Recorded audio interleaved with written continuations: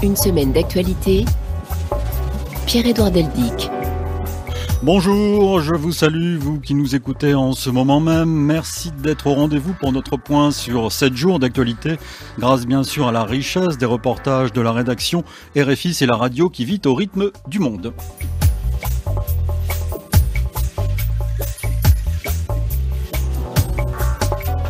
Notre voyage aujourd'hui nous conduira en Birmanie, en Russie, aux États-Unis, en Afrique du Sud et en Centrafrique. Et nous sommes cette semaine en compagnie de Barbara Stiegler, philosophe et professeure de philosophie à l'université Bordeaux-Montaigne. Elle vient de publier un essai qui s'intitule « De la démocratie en pandémie ».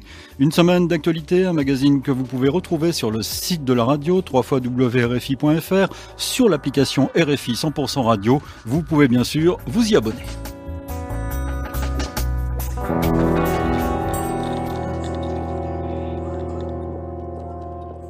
Une fois n'est pas coutume, nous allons commencer notre périple en France avant d'écouter Barbara Stiegler.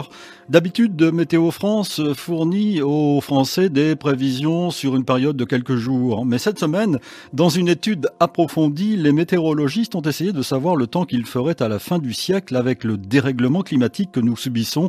Chaud, très chaud. Agnès Rougier. Les résultats brossent le panorama climatique sur 3 périodes, 2021-2050, 2051-2070 et 2071-2100, en fonction de 3 scénarios d'émissions de gaz à effet de serre. Le premier, dans lequel on agit dès maintenant sur les émissions, le deuxième, dans lequel les émissions continuent à croître puis se stabilisent, et enfin le troisième, où les émissions augmentent sans s'arrêter. Dans ce dernier scénario, à partir de 2071, la température pourra augmenter en moyenne de 3,9 degrés et jusqu'à 6 degrés par endroit par rapport au climat actuel. Dans le scénario le plus vertueux, on peut s'attendre à une augmentation de 2,2 degrés en moyenne. Ces hausses de température se traduiront par des événements extrêmes plus fréquents, multipliés par 2 dans le scénario optimiste, par 3 dans le scénario intermédiaire et par 5 à 10 dans le plus pessimiste. En raison de l'inertie de la machine climatique, il est trop tard pour changer les 20 prochaines années. En revanche, les décisions et actions actuelles auront de fortes conséquences sur l'avenir climatique du pays. Alors avant de parler de la démocratie en pandémie avec Barbara Stiegler, donc parlons vaccination justement, toujours en France. Emmanuel Macron a fait des promesses mardi sur TF1, la première chaîne de télévision en France. Écoutons-le. Nous allons continuer d'abord nous concentrer sur les plus fragiles, c'est-à-dire nos aînés et nos concitoyens qui sont les plus vulnérables. Dans quelques semaines, c'est-à-dire début mars, nous aurons vacciné l'ensemble des pensionnaires de maisons de retraite, ce qu'on appelle les EHPAD, qui ont souhaité, 80% ont souhaité, ça représente environ 500 000 de nos concitoyens, ils seront tous vaccinés début mars. On aura vacciné largement au-delà de ces établissements, dans cette période aussi, les plus de 75 ans. Nous allons continuer cette stratégie et d'ici à la fin de l'été, nous aurons proposé, en France, à tous les Français adultes qui le souhaitent, un vaccin. C'est exactement le même rythme, la même solution que nos voisins allemands et que nos autres voisins européens.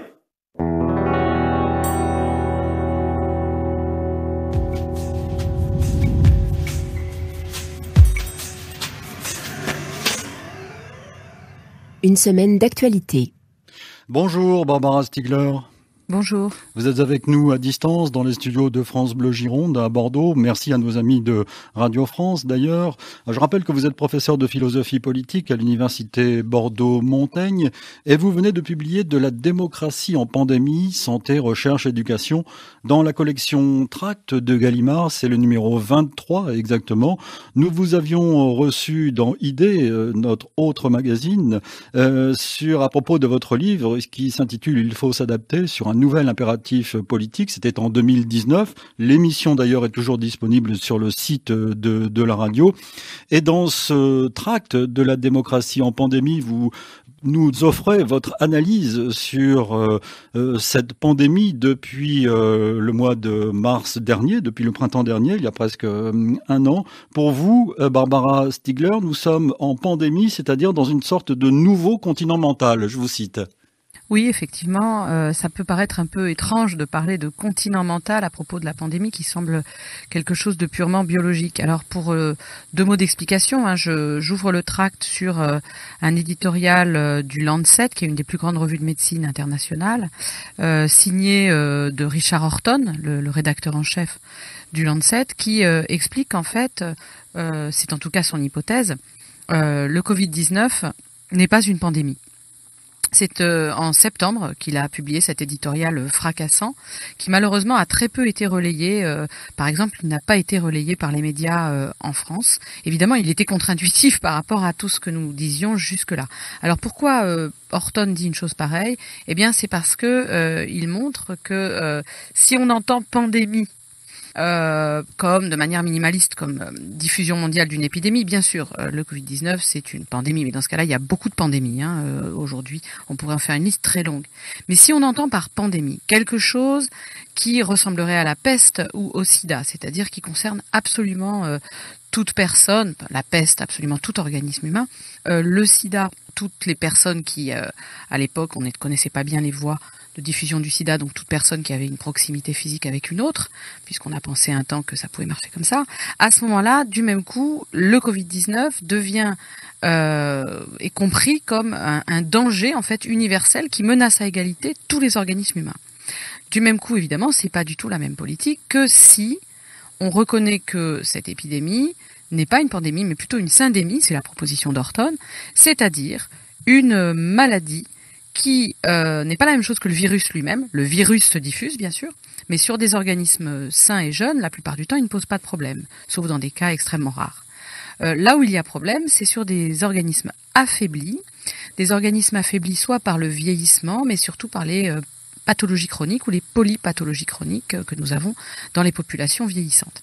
Et c'est cela, couplé avec un environnement où il n'y a pas de système de soins opérationnel ou bien où le système de soins a été affaibli, qui va créer la syndémie. Et du même coup, le Covid-19 révèle en fait toutes les disparités géographiques, sociales et politiques de nos pays. Et il nous oblige en fait à avoir une vision politique, sociologique et différenciée de l'épidémie, au lieu d'avoir cette vision universelle, très simple, homogène, où il faudrait laisser faire ou au contraire enfermer tout le monde.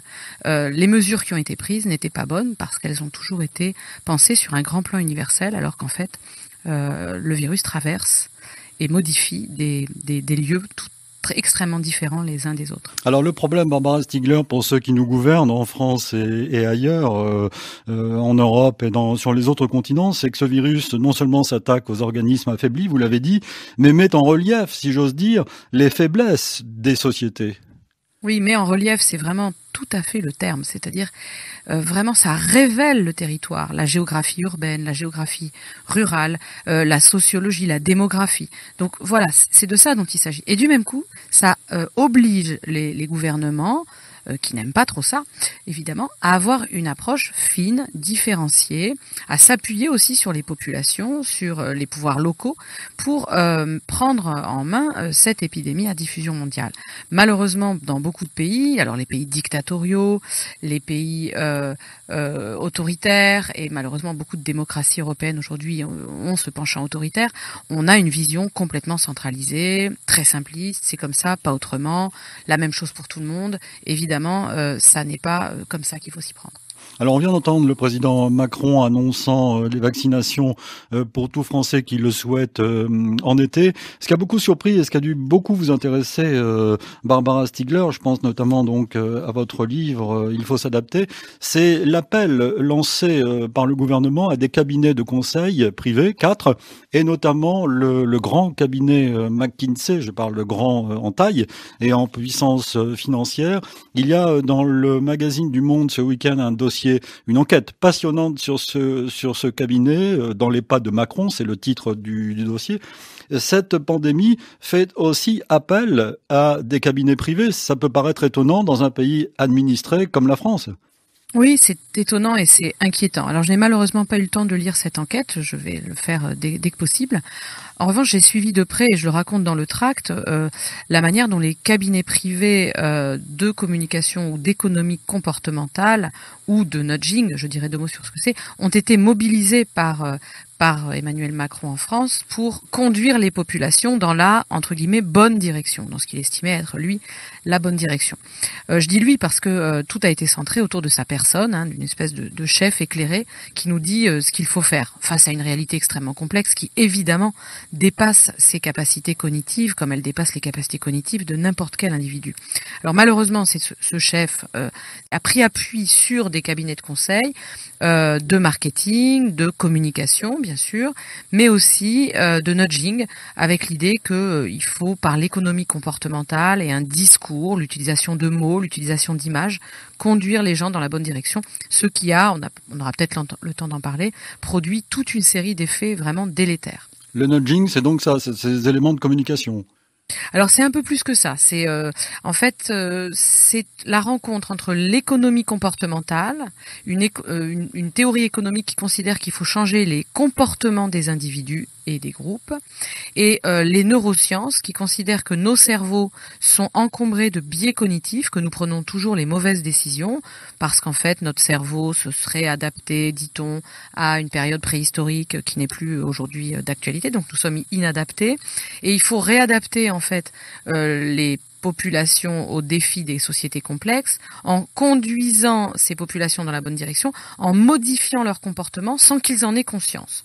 Donc on va utiliser pour cela des images, on va transformer l'environnement extérieur par des chemins très tracés. On va utiliser des mots aussi. Les mots permettent de câbler en fait à l'avance les comportements, et ça a été beaucoup fait pendant cette épidémie. C'est ce que vous développez, Barbara Stiegler, dans votre livre d'ailleurs, il faut s'adapter. Je recommande vraiment à nos éditeurs de se reporter à cette émission diffusée en 2019. C'est un cas d'école en fait, ce qui se passe pour de l'analyse de ce que l'on appelle le néolibéralisme. Oui, absolument. Moi, c'est vrai que j'avais, entre guillemets, dans mon malheur, parce que ce qu'on vit est très difficile, la chance d'avoir préparé, en fait, des éléments théoriques pour un peu mieux comprendre ce qui se passait, puisque j'ai travaillé depuis longtemps sur la généalogie du néolibéralisme, et j'ai retrouvé certains aspects de ce mode de gouvernement, certains seulement. J'ai aussi beaucoup travaillé depuis des années sur la santé publique et sur les rapports entre santé publique et politique, politique publique, démocratie, sur cette influence de l'économie comportementale, du nudging. Donc effectivement, ayant tout ça en main, ça m'a permis de mieux comprendre ce qui se passait et de pouvoir très très sereinement être dans un positionnement critique et me sentir le droit de cette critique, ce qui malheureusement n'a pas toujours été le cas de beaucoup de mes collègues qui, se sentant incompétents sur le sujet, s'en sont complètement remis à ce que disait le pouvoir. Il m'a parfois même d'ailleurs été reproché par des collègues d'oser critiquer. Nous étions en crise, il ne fallait pas critiquer. Bon, évidemment, quand on a tous les éléments pour faire ce travail critique, évidemment, il ne faut pas s'en priver, non pas pour semer le chaos et la confusion dans le pays, mais simplement pour qu'on garde ce rapport critique au pouvoir qui est absolument décisif dans une démocratie.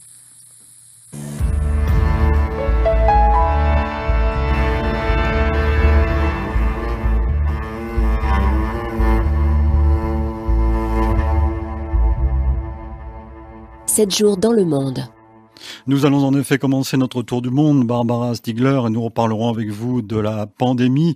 Partons maintenant pour la Birmanie, après le coup d'État de lundi. Sur place, les habitants sentaient monter la tension depuis un moment. À Bangkok, correspondance régionale de Sarah Bakaloglou. Ces derniers jours, la tension était devenue très forte entre les militaires et le gouvernement civil. L'armée avait dans un premier temps évoqué un possible coup d'État. On avait vu alors des véhicules blindés circuler dans les rues de Rangoon notamment, même si les militaires avaient dit que c'était un contrôle de routine. Et puis ces policiers qui étaient arrivés en grand nombre dans la capitale Naypyidaw, où il y a le Parlement, la dirigeante Aung San Suu Kyi et le président birman. Dans les rues de Rangoon aussi, il y avait eu des rassemblements de Birmans en soutien aux militaires. Des signes donc d'une tension qui s'accroît, mais les militaires eux-mêmes avaient en tout cas semblé calmer un peu le jeu ce week-end quand ils avaient dit qu'ils protégeraient la Constitution et que les médias notamment avaient mal interprété leurs propos. Mais ces tensions entre d'un côté le gouvernement civil et les militaires ont toujours été présentes depuis l'arrivée au pouvoir de la Ligue nationale pour la démocratie en 2015. Aung San Suu Kyi souhaitait notamment changer la constitution qui donne autant de pouvoir à l'armée birmane, 3 ministères clés, 25% des sièges garantis au Parlement pour les militaires. Une dirigeante qui reste très populaire en Birmanie parmi la population. Reste à voir donc si des rassemblements de soutien à Aung San Suu Kyi en réaction à ce coup d'État vont avoir lieu dans le pays. Et en tout cas, la dirigeante birmane, donc Aung San Suu Kyi, a été inculpée mercredi, tandis que les appels à la désobéissance civile se multiplient. Plusieurs centaines de professeurs, par exemple, et d'étudiants se sont réunis hier vendredi devant une université de Rangoon. Les manifestants ont fait le salut à 3 doigts, un geste de résistance pour protester contre ce coup d'État. La situation est évidemment à suivre dans nos journaux. Dans l'actualité internationale, notez également que le président turc Recep Tayyip Erdogan a assimilé mercredi les étudiants qui manifestaient à travers le pays contre la nomination d'un recteur proche du régime à l'université du Bosphore à des terroristes et s'en est de nouveau pris au mouvement LGBT affirmant qu'il était incompatible avec les valeurs turques dixit. Suite d'une semaine d'actualité, Barbara Stiegler, Joe Biden a rompu avec la diplomatie de son prédécesseur. Dans son premier discours de politique étrangère, le nouveau président américain a mis fin jeudi au soutien américain à la coalition saoudienne au Yémen et gelé le retrait des troupes américaines en Allemagne, tout en amorçant un changement de ton à l'égard de la Russie en rupture avec la diplomatie de Donald Trump à Washington. Anne Corpé. America is back. Diplomacy is back. L'Amérique est de retour, la diplomatie est de retour, entame Joe Biden. Et le président américain déroule ses intentions, rebâtir les alliances des États-Unis et rester ferme face aux pays qui portent atteinte aux droits de l'homme, avec un message direct à la Russie. J'ai clairement dit au président Poutine, de manière très différente de mon prédécesseur, que la période où les États-Unis acceptaient les actes agressifs de la Russie, les interférences dans nos élections, les cyberattaques, l'empoisonnement de citoyens était terminée. Joe Biden s'est aussi engagé à mener tous les efforts nécessaires pour mettre un terme à la guerre au Yémen. Il a annoncé l'arrêt du soutien américain à l'offensive de l'Arabie saoudite dans ce pays. Cette guerre doit cesser et pour souligner notre détermination, nous mettons fin à tout soutien américain aux opérations offensives dans la guerre au Yémen, y compris aux ventes d'armes. Pour illustrer sa volonté d'une Amérique plus ouverte, le président a enfin annoncé que les États-Unis accueilleraient l'année prochaine 125 000 réfugiés, une hausse spectaculaire. Donald Trump a limité à 15 000 le nombre de personnes pouvant bénéficier du droit d'asile cette année. Direction la Russie maintenant, avant de poursuivre notre conversation avec Barbara Stiegler. Avec le week-end dernier, de nouvelles manifestations contre l'emprisonnement d'Alexeï Navalny depuis le 17 janvier. Alexeï Navalny qui mardi a été condamné à 3 ans et demi de prison. Une partie de la peine a déjà été purgée. Les autorités lui ont reproché d'avoir violé une mesure de contrôle judiciaire durant la période où il était en convalescence en Allemagne après avoir été victime d'un empoisonnement. Daniel Vallot. Le ton est monocorde et le débit ultra rapide, comme il se doit en Russie à l'énoncé d'une décision de justice. Pour la juge Natalia Repnikova, Alexeï Navalny n'a pas respecté son contrôle judiciaire. Il doit donc effectuer 2 ans et 8 mois de prison. Une décision que tout le monde attendait, à commencer par Alexeï Navalny lui-même. L'opposant n'a cessé de dénoncer une parodie de justice au service du pouvoir politique. Mais même attendu, la condamnation reste un choc pour ses partisans, comme nous l'a confié Sergueï, un habitant de Moscou que nous avons joint au téléphone juste après l'annonce de la décision. Je suis sidéré, sous le choc. On sait depuis longtemps ce que vaut la loi en Russie et la manière dont les décisions sont prises. Mais là, ce mépris du droit est sans précédent. On n'avait jamais vu ça en Russie auparavant.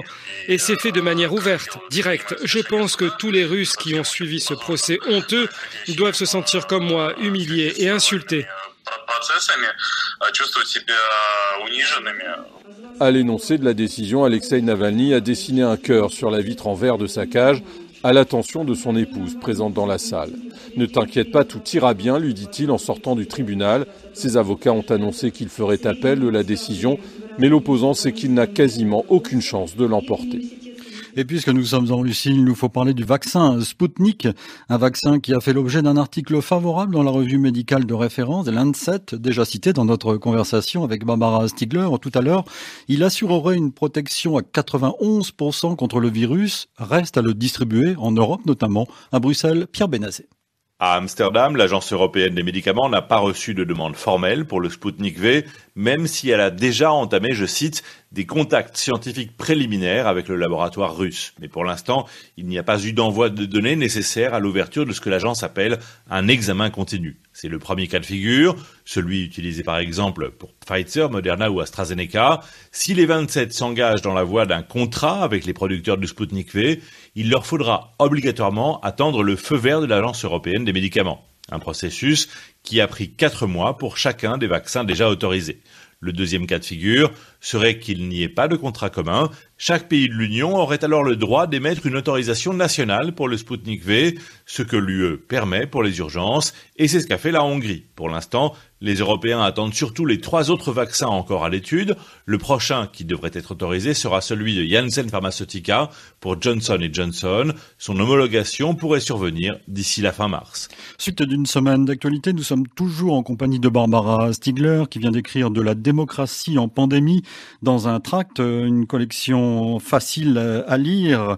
C'est le numéro 23. Barbara Stiegler, vous préconisez une augmentation de la recherche. Vous écrivez: la seule issue face à cette crise et aux autres crises à venir serait d'investir massivement et en urgence, non seulement dans la recherche, mais aussi dans un système sanitaire et social qui puisse véritablement prendre en charge les patients. En ce qui concerne la recherche, et puisque nous venons de parler des vaccins, l'échec de Pasteur a été comme un coup de tonnerre. Oui, effectivement. Alors, qui est aujourd'hui dénoncé par tout le monde et à juste titre. 2 choses rapidement. Pour ce qui est de la question des vaccins, il est possible que des vaccins soient efficaces dans la lutte contre cette épidémie, mais ce n'est pas simple. Aujourd'hui, il nous manque énormément de données, vous le savez, sur la durée, sur est-ce qu'il va falloir à chaque fois faire un nouveau vaccin. Il nous manque des données aussi sur la réaction des organismes immunodéprimés. Enfin bref, nous manquons beaucoup de données. Et il est donc tout à fait irrationnel de tout attendre uniquement du vaccin ou d'un ensemble de vaccins. Ça me paraît une folie et malheureusement c'est la direction qui a été prise dans nos pays. Et à cela, il faudrait opposer que, bien sûr, il faut faire des recherches sur les vaccins, c'est évident, mais il faut aussi faire des recherches qu'on avait commencé à faire et qu'on n'a pas bien fait et qu'on a vite interrompu sur des médicaments, et puis des recherches sur la prise en charge clinique, au sens tout simplement de qu'est-ce qu'il faut faire dans les premiers gestes, voilà, comment suivre la maladie. En France, une décision complètement folle a été prise, qui est maintenue aujourd'hui, qui est que dès que vous êtes suspect d'avoir ce virus, vous devez ne pas voir de médecin. Ce qui est complètement fou, puisqu'en réalité, ça va priver du même coup le savoir clinique, d'une expérience clinique de cette maladie, des débuts de cette maladie, etc. Donc, c'est-à-dire qu'on est malade et on doit s'enfermer tout de suite, c'est ça? Voilà, on est enfermé. Alors évidemment, ça a conduit à des drames, puisque des gens s'enfermant ont laissé leur état se dégrader et ont appelé trop tard les urgences. Et puis, ça empêche en fait la connaissance clinique. La clinique, je rappelle que c'est le fait d'être au chevet du malade, au chevet du lit, c'est ça que veut dire clinique, de la maladie, de son début jusqu'à sa fin. Et avec ses diverses manières de se manifester selon les organismes. Donc déjà, ça, c'est une folie. Pour ce qui est de la recherche maintenant, en France, il faut savoir, peut-être que vos auditeurs ne le savent pas, que depuis des années, Sanofi, par exemple, mais je pourrais vous donner plein d'autres exemples, bénéficie d'énormément de subventions publiques. Les contributions publiques des citoyens par l'impôt sont déversées sur Sanofi à travers un dispositif qui s'appelle le crédit impôt recherche, qui nous coûte donc extrêmement cher, sans aucune contrepartie. Au même moment, des laboratoires comme Sanofi licencient à tour de bras depuis des années leurs chercheurs. Et au même moment, les chercheurs de la recherche publique sont en permanence harcelés par des procédures d'auto-évaluation. On ne leur donne pas d'argent, ils doivent se battre entre eux pour avoir un petit peu d'argent. Bref, on est en train de tuer la recherche à petit feu. Et il y a une nouvelle loi, la LPR, la loi de programmation de la recherche, qui nous met le dernier coup de, c'est le coup de grâce contre la recherche française en instaurant cette lutte, cette compétition entre nous pour n'importe quel mode de financement.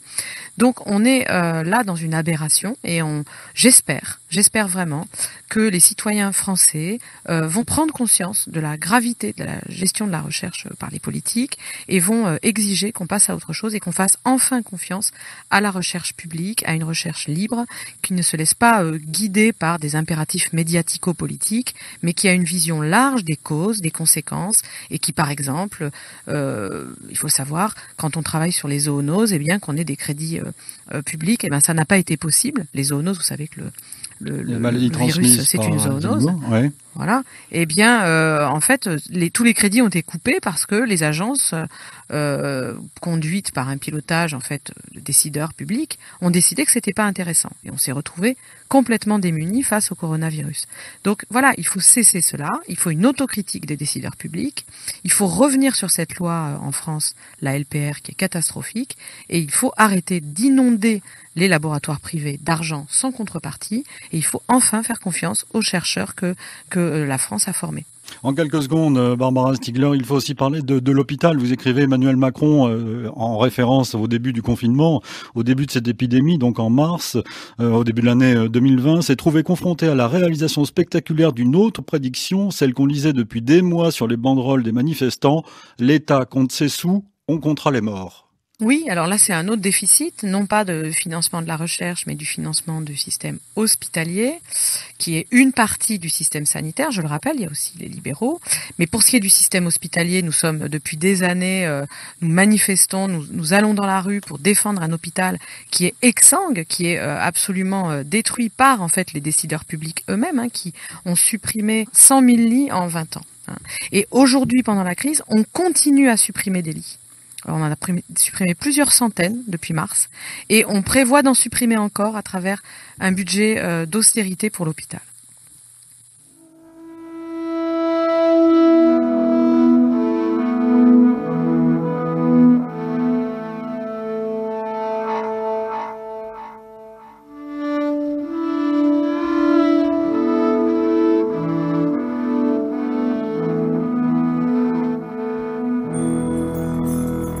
Une semaine d'actualité.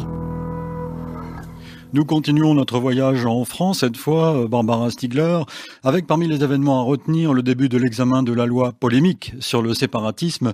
Les députés ont commencé à examiner les 51 articles du projet de loi confortant le respect des principes républicains, c'était ce qui est écrit dans la loi. Plus souvent appelé projet de loi contre les séparatismes, ce texte prévoit des mesures pour mieux lutter contre l'islamisme radical. À retenir également dans l'actualité que l'État français a été jugé mercredi responsable par la justice française de manquements dans la lutte contre le réchauffement climatique, décision historique pour les ONG qui attaquaient la France pour son inaction soutenue par une pétition de plus de 2 millions de citoyens. Agnès Rougier. Les 4 associations, soutenues par 2,3 millions de citoyens qui ont signé la pétition de l'affaire du siècle, ont donc gagné devant le tribunal administratif. Marie Toussaint de l'affaire du siècle. Le tribunal a reconnu le préjudice écologique qui était le dérèglement climatique. Donc on reconnaît le fait que le réchauffement climatique cause des dommages à l'environnement. Les juges ont souligné la carence fautive de l'État dans l'irrespect de ses budgets carbone, c'est-à-dire on dit que lorsque l'État ne respecte pas sa propre politique pour le climat, eh bien l'État est fautif.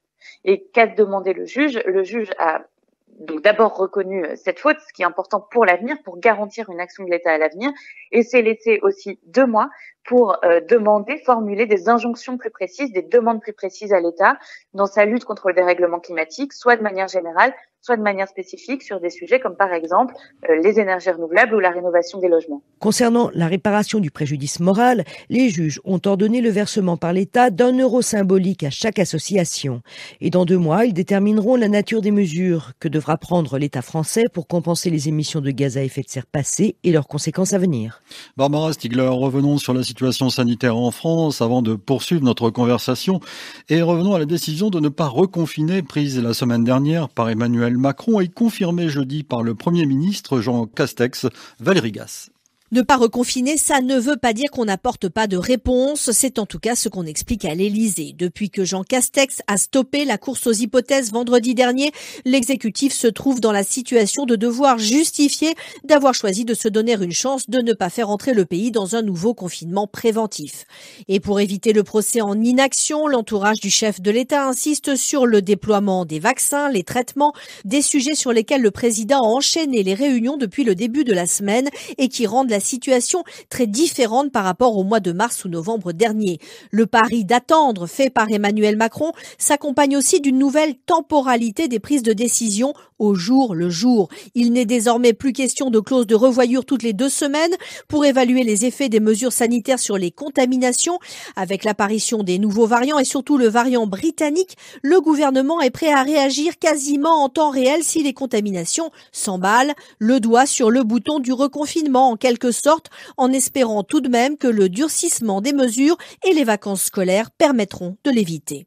Alors à propos de ces réactions au jour le jour, écoutons Jean Castex, le Premier ministre, ce jeudi. Un nouveau confinement ne peut s'envisager qu'en tout dernier recours. La situation ne le justifie pas à ce jour.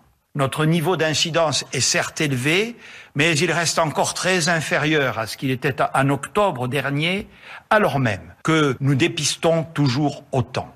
Vous disant cela, je veux être clair. Si nous y sommes contraints en cas de dégradation forte et rapide de la situation, nous n'hésiterions pas à prendre nos responsabilités.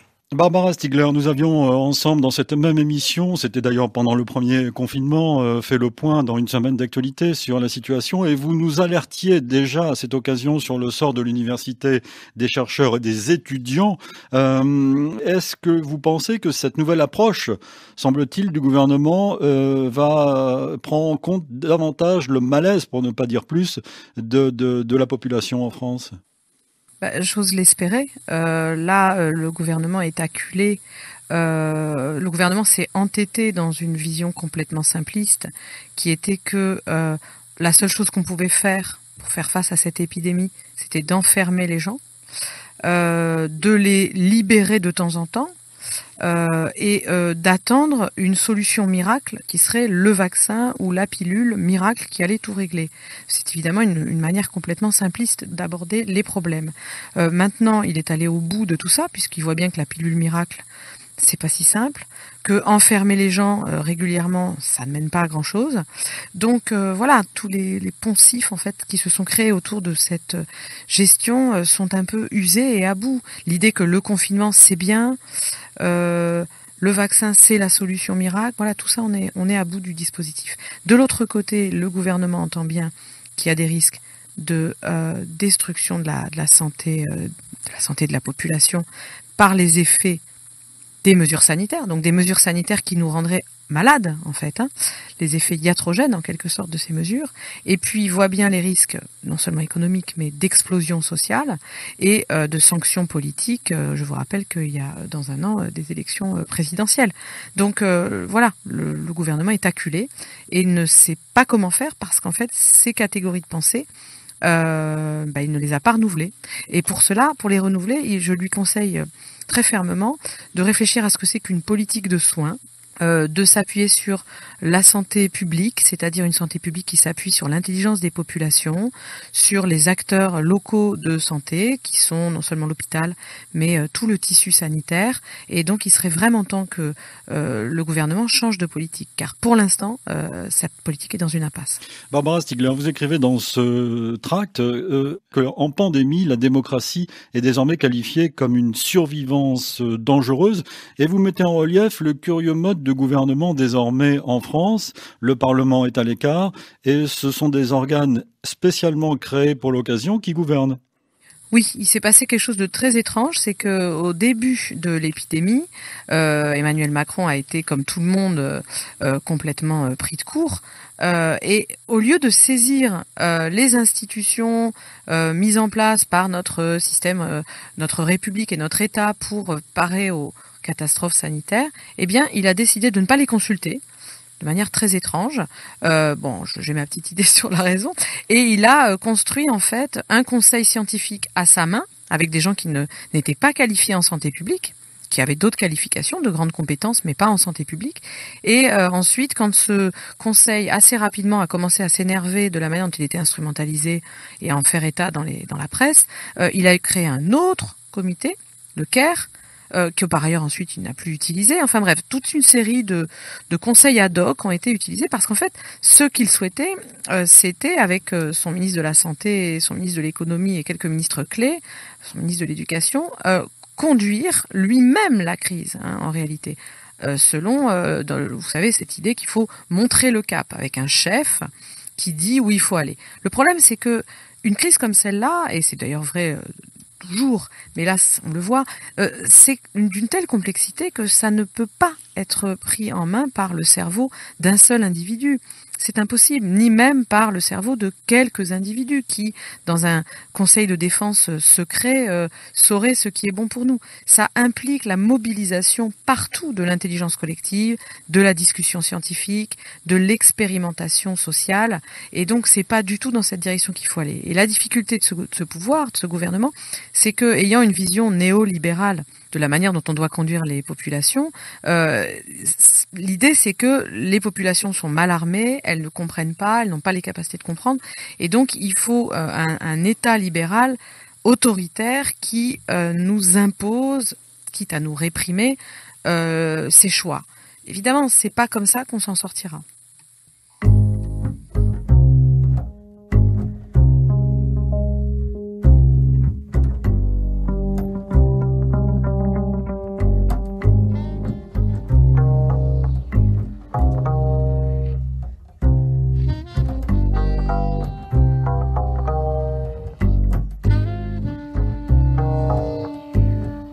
Pour nous écrire par courriel, semaine.actu@rfi.fr.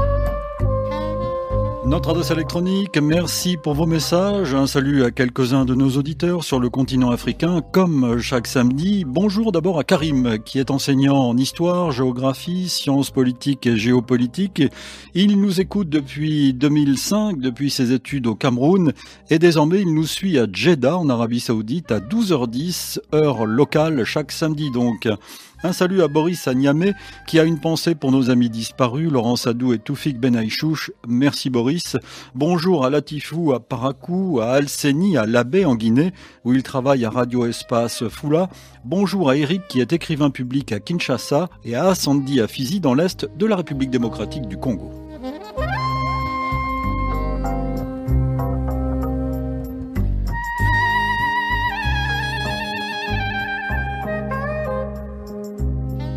Et je n'oublie pas Frédéric, qui est journaliste à Banjul, Alexandre, qui est médecin au CHU de Conakry. Je salue Awal à Maroua, au Cameroun. Il félicite Eric Mamrut, notre confrère du service des sports, qui a reçu récemment le Micro d'Or, récompensant le meilleur reportage sportif de l'année dans la catégorie radio. Enfin, un salut à Jean-Baptiste à Yaoundé.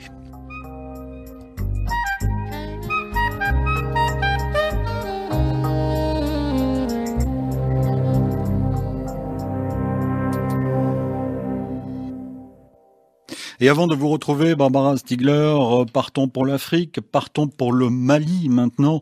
Des soldats de l'armée malienne ont été tués mercredi au cours d'une attaque djihadiste à Boni, dans le centre du pays. Fait notable, les assaillants ont utilisé un véhicule blindé à Bamako ce jour-là. Serge Daniel. Ce n'est pas fréquent dans cette partie du Mali de voir les djihadistes opérer avec un véhicule blindé. D'où vient-il? Pas de précision pour le moment, mais des sources rappellent que les djihadistes, ces dernières années, ont enlevé des véhicules blindés appartenant à des armées de pays du Sahel, et ces engins peuvent ensuite se retrouver d'un pays à l'autre. En tout cas, l'attaque du camp militaire de la localité de Boni est loin d'une guerre asymétrique. Il s'agit d'une opération armée, un véritable combat, confie un expert. C'est à 6h du matin ce mercredi que tout a commencé. Le camp de l'armée malienne situé dans cette localité du centre, encore une fois, est attaqué. Les assaillants, outre le véhicule blindé, avaient des motos. Par tactique, les militaires maliens se sont dirigés un moment vers l'extérieur du camp pour faire face à l'ennemi et attendre aussi les renforts. D'autres sources affirment que les djihadistes ont pu pénétrer dans le camp à un moment. L'armée malienne ne confirme pas. Elle confirme en revanche que l'armée française est intervenue à l'aide d'un drone, mais il y a eu également des frappes opérées d'avions et d'hélicoptères. L'attaque a été revendiquée par le groupe de soutien à l'islam et aux musulmans, disciples d'Al-Qaïda au Maghreb islamique. Je vous propose maintenant de partir pour la Centrafrique. Vous pouvez suivre dans nos journaux la situation politique et les tractations avant le second tour des législatives et les élections partielles à venir. Et arrêtons-nous, nous, sur le soutien concret que la population apporte à l'armée, désormais sous forme de dons. Reportage de notre envoyé spécial, Florence Maurice. Ça, c'est des pâtes alimentaires. Ici, des sacs de manioc donnés par une société de la place. Voilà, on a des cartons de médicaments aussi. Le colonel-commissaire Gombo nous montre une partie des dons collectés dans le cadre de cette opération, essentiellement des vivres pour le moment. Il est chargé au sein du ministère de la Défense d'en assurer la distribution. C'est pas trop difficile d'arriver à acheminer tout ça? On sait que c'est déjà compliqué de faire circuler les troupes. Actuellement, on arrive à faire circuler, à acheminer les checkpoints qui sont aux abords de Bangui. Mais dans des zones inaccessibles, nous faisons appel à la MINUSCA qui a accepté de nous acheminer les vivres. À l'initiative de l'opération, des particuliers en Centrafrique ou de la diaspora, soucieux de soutenir l'effort de guerre, Martial Pabandji en est le coordonnateur. Dans les provinces, la population est terrée soit dans la forêt, soit dans les petits villages. Et donc nos forces armées centrafricaines qui combattent sur le terrain n'ont pas la possibilité de trouver à manger. Et donc beaucoup de citoyens se sont levés pour pouvoir soutenir les forces armées centrafricaines. Le gouvernement n'a jamais demandé quoi que ce soit. C'est une activité citoyenne et spontanée. Au PK12, en périphérie de Bangui, visé par l'offensive rebelle du 13 janvier dernier, l'initiative est bien accueillie. Parce que c'est nos forces armées, non. Ils viennent de nous secourir. C'est à nous aussi de les aider. Quant à ceux qui n'auraient pas de moyens financiers, les coordonnateurs de l'appel les invitent à contribuer par des prières et lettres de soutien. Et en RDC, cette fois, notez qu'un partisan du président Félix Tshisekedi, Christophe Mbozo, a été élu mercredi à la tête de l'Assemblée nationale de la République démocratique du Congo, 3 semaines donc après la destitution de sa présidente pro-Kabila. Et le président du Sénat, pro-Kabila lui aussi, a démissionné hier.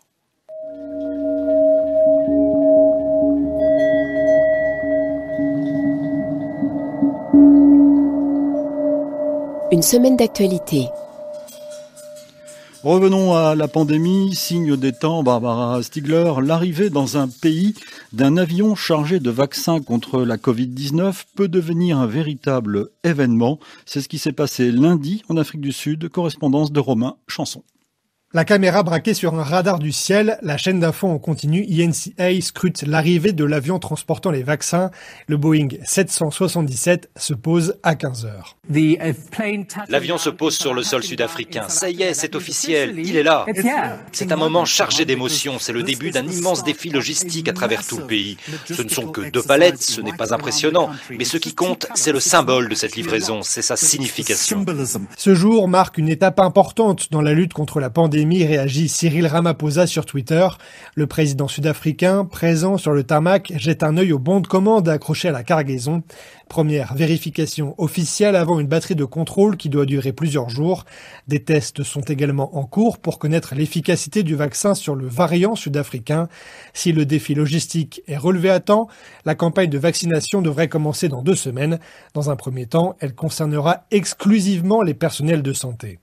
Suite d'une semaine d'actualité, nous rejoignons Barbara Stiegler qui est avec nous à Bordeaux dans les studios de Radio France. Barbara Stiegler, nous parlons depuis le début de l'émission de l'actualité, de votre livre de la démocratie en pandémie. Vous appelez, vous, à un véritable réveil. Vous écrivez: plongé dans ce continent mental de la pandémie qui entrave la critique et qui tue le réveil des aspirations démocratiques, nos esprits sont comme occupés.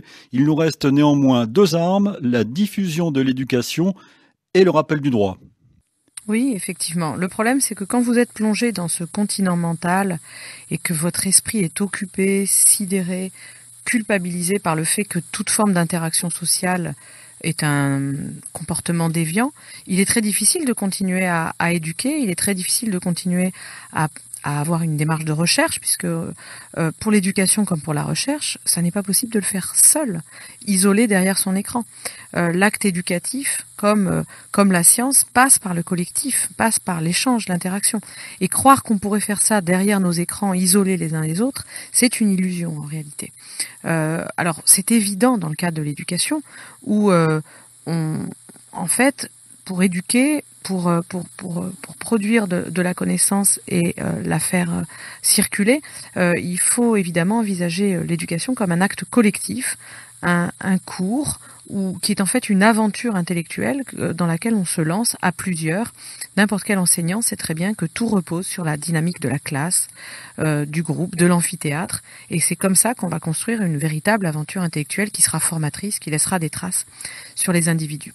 Et que c'est comme ça aussi que les individus pourront faire face à l'énormité du savoir, à l'angoisse liée à l'évaluation, etc. C'est par le groupe. Donc la difficulté aujourd'hui qu'on a, c'est que il est très difficile d'enseigner, puisque moi je me bats chaque jour pour aller à l'université, pour voir mes étudiants. En fait, j'en ai le droit, c'est prévu par les décrets qui cadrent le confinement, mais c'est mal vu en fait d'aller à l'université voir ses étudiants.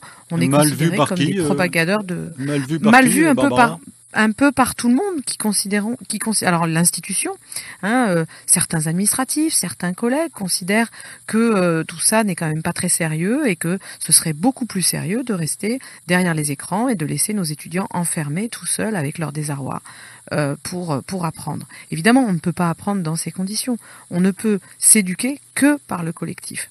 Donc c'est là où on est dans un vrai moment, dans un moment difficile, mais heureusement là, les citoyens sont en train de comprendre que cette situation de semi-confinement permanent est une impasse, est impossible, n'est pas soutenable socialement, et du même coup, on se sent quand même soutenu par une partie de la population, certains médias qui n'attendent qu'une chose, c'est le retour, la réouverture des universités. Sans quoi nous ne pourrons pas réfléchir, nous ne pourrons pas nous éduquer, nous ne pourrons pas faire face avec intelligence à cette crise.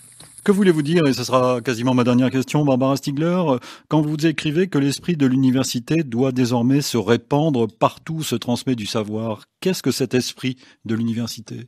Oui, merci de cette question. Pour moi, l'esprit de l'université, c'est le fait que le savoir se construit donc collectivement, par la confrontation, par la conversation scientifique, par l'expérimentation collective.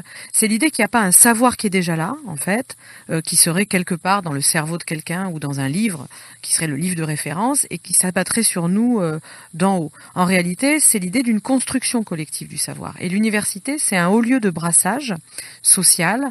C'est ouvert à toutes les classes sociales, c'est un haut lieu aussi de confrontation intergénérationnelle, puisqu'on a des gens très jeunes et des gens beaucoup plus âgés qui sont les enseignants, et c'est à ça que l'université sert, c'est à la circulation du savoir, ce qui est indispensable à la construction d'une cité politique.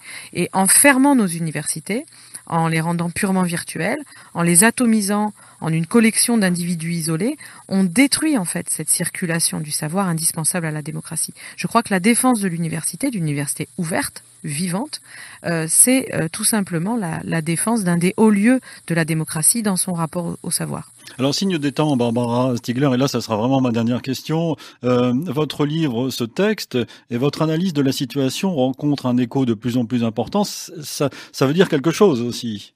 Oui, c'est une très belle surprise de voir que ce texte, et voilà, il part comme des petits pains, me dit-on. Écoutez, ça me fait très très plaisir. C'est peut-être aussi que j'ai de la chance parce que il aurait été publié il y a 3 mois. Peut-être que ce que je dis dans le texte aurait paru scandaleux à beaucoup de lecteurs et bien sûr aux médias. Aujourd'hui, on est en train de voir que tout ça mène à une impasse collectivement, et du même coup, le livre arrive à point nommé pour le dire avec plus de précision et pour donner une vision un peu historique, avec le recul historique sur les raisons pour lesquelles nous nous sommes enferrés dans cette impasse, et aussi les alternatives qu'il est encore temps de mettre en place pour se sortir de cette crise. Merci Barbara Stiegler. Vous avez donc écrit De la démocratie en pandémie dans la collection Tracts chez Gallimard. C'est le numéro 23 exactement. Je remercie également France Bleu Gironde de vous avoir permis de participer à l'émission dans leur studio. Et à bientôt Barbara Stiegler. À bientôt et merci beaucoup. Une semaine d'actualité réalisée évidemment par Vanessa Rovensky. Nous vous donnons rendez-vous demain pour le magazine ID. Avec l'historien Jean-Clément Martin, nous parlerons de l'exécution de Louis XVI et des répercussions que cette exécution a eues dans la création de la République. Demain dimanche, 16h10 heure de Paris, 15h10 temps universel. Bon week-end, bonne semaine. Dans un instant, nouveau journal sur RFI.